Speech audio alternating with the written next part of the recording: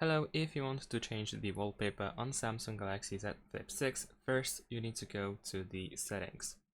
In the settings you want to scroll down just a little bit to find wallpaper and style and then go there. Now over here you will have your wallpapers and you can tap on change wallpapers.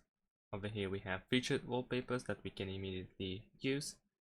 So for instance, let's say we're gonna choose this one, then we can simply select if you want to also include the featured wallpaper on the lock screen or not.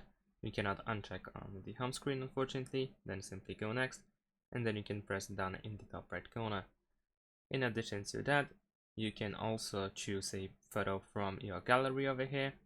You can create with AI, so you have generative or photo ambient, and you also have graphical, colors and other options.